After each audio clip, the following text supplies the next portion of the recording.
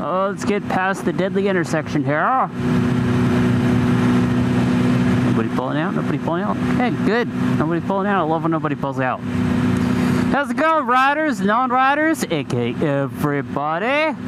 Got some stories to tell. Namely, some upcoming. Oh, they started paving that off to the left there. Thank goodness. I wish they would pave this off to the right. I had to get the bike out because it was starting to read low on battery. It was at 60% according to my alarm system, which is, well, that's no good. So I figured I'd go out for a little while, like an hour, and charge up the battery a little bit more. It's not the warmest day out. Speaking of which, my hands are getting cold because I forgot to turn on my heated gloves. Once we get through these corners here, we'll be able to do that. I think it's about 40s, mid 40s to lower 40s right now. It's not terribly warm. But at least there's no snow or ice or nothing on the road, and my tires will be able to warm up so I'll get some sort of traction. So that's the majority of the reason why we're out here, and we've got lights up ahead. What do we have here? My guess is it is a crash, because this intersection normally has crashes. Yep, crash. Right there on the left. Looks like,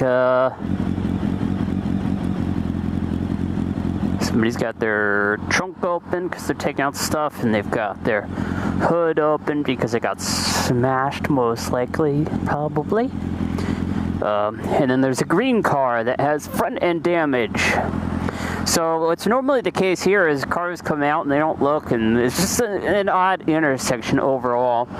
And I'm always sketched out on this particular area when it comes to being on the motorcycle, although when it comes to most intersections on motorcycle, it should be sketched out via. Let's turn on our heated gloves while we're at it. That way our hands don't get too cold. It'll be nice and toasty warm.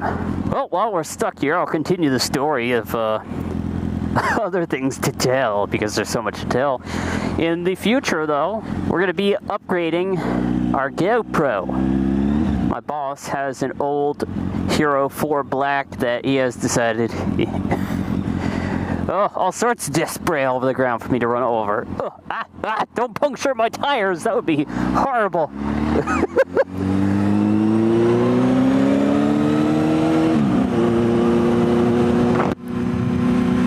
Let's check our tires. Anyway, yeah, so my boss is selling me his GoPro Hero 4 Black, because he's got a few of them that he doesn't use anymore. He's got like Hero 5 Blacks now, and they're up to the Hero 6. The Hero 5 Black was, I think, $100 off as of time recording this, and I was tempted to get it. But the 4 works better in terms of audio, clarity. I think it's just going to be an overall better image for you guys. I'm done with like this far focus and trying to mod my GoPros to get infinity focus. The Hero 4, which you can see the result of by so many motovloggers still using it, including Speak Motovlogs, down in the description below, by the way.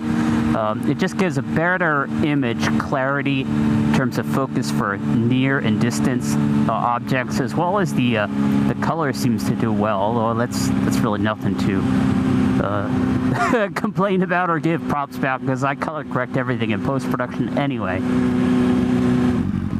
What I am, however, going to be doing is mounting the Hero 3 Plus Silver that I've got on my helmet currently. We're going to mount it right here on this reservoir for the front brake.